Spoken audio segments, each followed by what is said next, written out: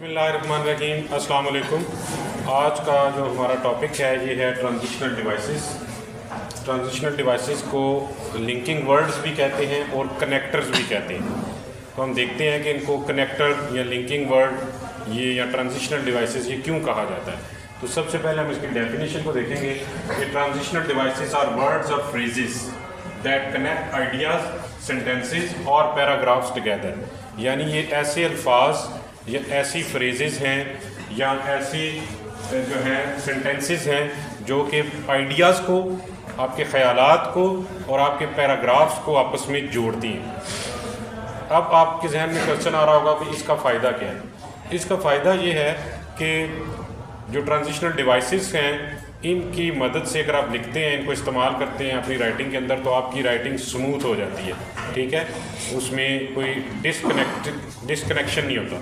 लेकिन अगर आप ट्रांजिशनल डिवाइसेस का इस्तेमाल नहीं करते तो आपकी जो राइटिंग है वो गैर मजबूत, डिस्कनेक्टेड और बिखरी हुई नज़र आती है। दूसरा जो मोस्ट इम्पॉर्टेंटली आप लोगों के लिए स्पेशली कि ये जो है आपकी ट्रांजिशनल डिवाइसेस इस दफ़ा सेकेंड ईयर के बोर्ड के एग्ज़ाम में आएगी और क्वेश्चन नंबर 7 जो है आपका आखिरी सवाल वो ट्रांजिशनल डिवाइसेस के मुतालिक होगा। तो उसकी हम आखिर में प्रैक्टिस भी करेंगे कि वो सवाल किस शक्ल में आएगा। तो उससे पहले हम डिस्कस कर लेते हैं इनको वन बाय वन कि ट्रांजिशनल डिवाइसेस जो हैं वो किस किस्म की होती हैं, उनका फंक्शन क्या है और वो कॉमन ट्रांजिशंस कौन सी होती हैं और उनको एग्जांपल्स के अंदर इस्तेमाल करके भी देखेंगे। तो सबसे जो पहली टाइप है इसकी वो है ऐसी ट्रांजिशनल डिवाइसेस जो एडिशन करने के लिए इस्तेमाल होती हैं। एडिशन का मतलब है इजाफा। ठीक है, यानी ये ऐसी ट्रांजिशनल डिवाइसेस होंगी जो कि आपके ख़यालात जो आप बयान करना चाह रहे हैं उसमें किसी कोई इजाफी चीज़ आपने बतानी है, किसी चीज़ का इजाफा करना है, एडिशन करना है, तो वहाँ पे जो ऐसे अल्फाज इस्तेमाल होते हैं आपके इसको जोड़ने के लिए, आइडियाज़ को कनेक्ट करने के लिए, ऐसी ट्रांजिशनल डिवाइसेस होती हैं एडिशन ट्रांजिशनल डिवाइसेस। ये कौन से अल्फाज होते हैं? ये अल्फाज होते हैं also, moreover, furthermore, in addition.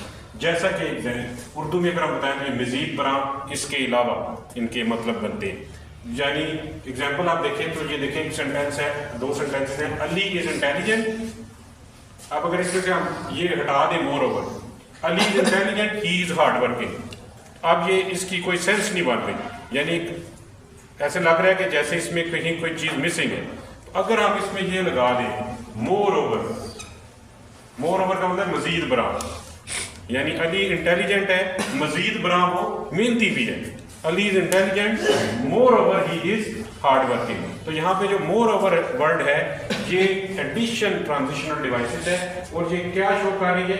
Adding another positive quality. यानी अली के अंदर एक पॉजिटिव क्वालिटी है इंटेलिजेंट होना और दूसरी पॉजिटिव क्वालिटी है हार्ड वर्किंग होना। ठीक है जी, तो ये दो पॉजिटिव क्वालिटीज़ हैं, दोनों को एक सीक्वेंस में हमने बयान करना है तो ज़ाहिर है एक फिर इजाफा करना होगा पहली में दूसरी का। तो उसके लिए हमने जो यूज़ की है ट्रांजिशनल डिवाइस वो की है मोर ओवर। ठीक है, इसी तरह ये बाकी भी इस्तेमाल होती हैं मुख्तलिफ जगहों के ऊपर। दूसरी जो फंक्शन है ट्रांजिशनल डिवाइस का वो है कंट्रास्ट। यानी ऐसी ट्रांजिशनल डिवाइसेस जो कि कंट्रास्ट करने के लिए इस्तेमाल की, यानी दो अपोजिट चीज़ें होंगी। पहले तो हम जो कर रहे थे एडिशन, वो दोनों एक जैसी चीज़ें, अब जो दोनों पॉजिटिव अपोजिट चीज़ें, तो उनको कैसे? अब इनके लिए जो अल्फाज, जो ट्रांजिशनल डिवाइसेस, जो वर्ड्स हैं लिंकिंग वर्ड्स, वो है however, on the other hand, but, whereas.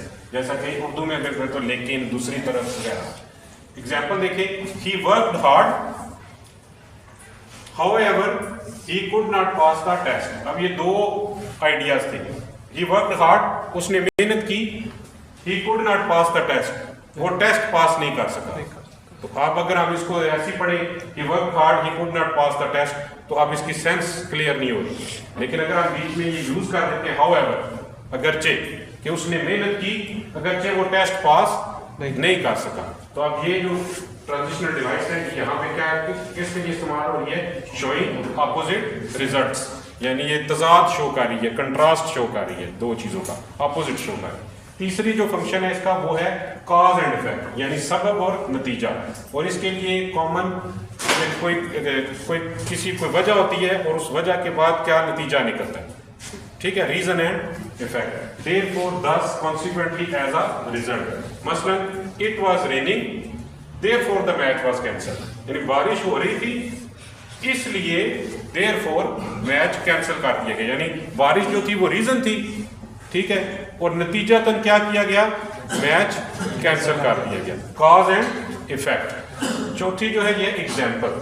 Example मतलब होता है मिसाल देना। इसके लिए जो ट्रांजिशनल डिवाइसेस या जो लिंकिंग वर्ड्स यूज होते हैं वो for example, for instance, such as, जैसे कि इसको उर्दू में मसलन जैसा कि कहते हैं, जैसा कि एग्जाम्पल है many fruits are rich in vitamin, कि बहुत सारे फ्रूट्स जो हैं वो विटामिन से भरे होते हैं।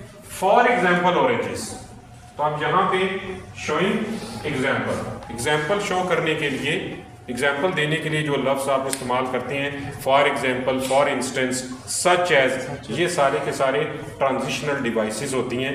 और ये कौन सी ट्रांजिशनल डिवाइस का फंक्शन क्या होता है, एग्जाम्पल देना, ठीक है जी। नंबर 5 है कंपैरिजन। कंपैरिजन का मतलब मवाजना करना, दो चीजों का मवाजना करना। और इसके लिए जो यूज होते हैं वर्ड्स वो है सिमिलरली, लाइकवाइज, यानी कि इसी तरह वगैरह, जैसा कि Ali works hard similarly his brother is hard working. अब ये दो लड़के हैं, अली है और उसका भाई है, तो दोनों का हमने कंपैरिजन करना है। अली मेहनत करता है इसी तरह उसका भाई भी मेहनती है, तो शोइंग कंपैरिजन, ठीक है। तो ये यहाँ पे कंपैरिजन शो करने के लिए जो ट्रांजिशनल डिवाइस यूज की गई वो थी सिमिलर।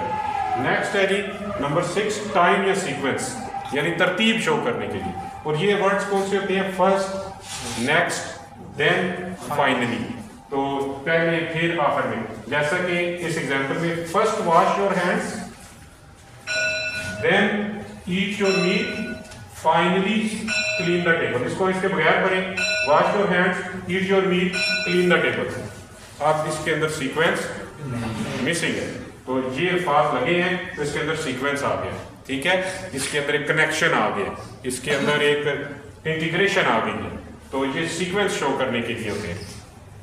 आखिर वाले हैं जी, लास्ट वन है कंक्लूजन। कंक्लूजन का मतलब आपको पता है इख्तितामिया, ठीक है, सम अप, फाइनली, ये अल्फाज इस्तेमाल होते हैं।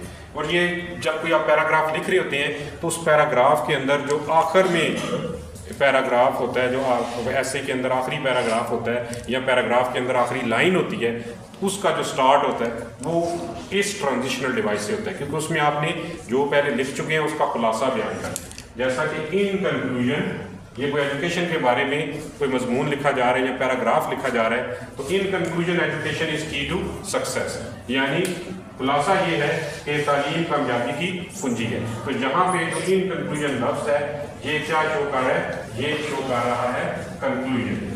क्या शो कर रहा है जी, कंक्लूजन शो कर रहा है, ये नतीजा शो कर रहा है। तो ये हमारी ट्रांजिशनल डिवाइसेस हैं जो कि मोस्टली पेपर्स में रिपीट होती हैं।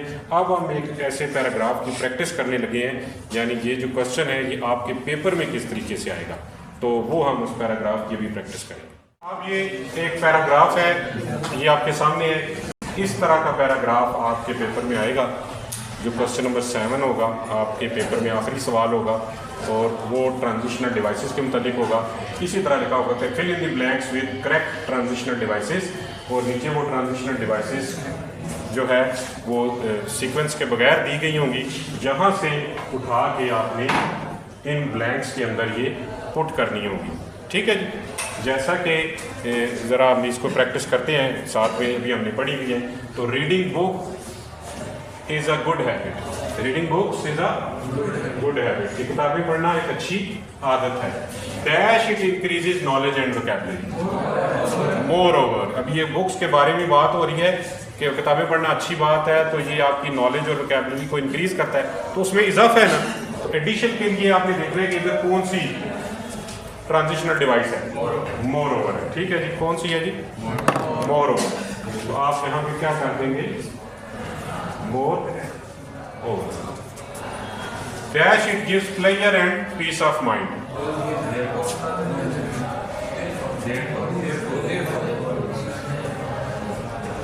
ये एक अलग आइडिया है, तो ये क्या होना चाहिए, ऑन द अदर है, ऑन द नो, देयरफॉर आएगा, क्योंकि ये उसका नतीजा है, ठीक है जी, ये उसका नतीजा है। तो यहाँ पे ये क्या आएगा, therefore it gives pleasure and peace of mind. Dash some people prefer watching TV instead of reading on the other hand. अब ये क्योंकि बिल्कुल अलग ख्याल है तो इसके लिए क्या आएगा, on the other hand. Reading dash reading develops imagination and creativity. हाँ, फॉर इंस्टेंस, क्यों? Reading develop imagination and creativity, example बताई गई है कि इसके अलावा जो है रीडिंग क्या करती है। And last is finally we should develop a reading habit in our daily life. तो ये इस तरह की मैं आपको प्रैक्टिसेस और भेज भी दूंगा, तो आपने ये करनी होंगी खुद से। ये हमारा आज का लेक्चर है।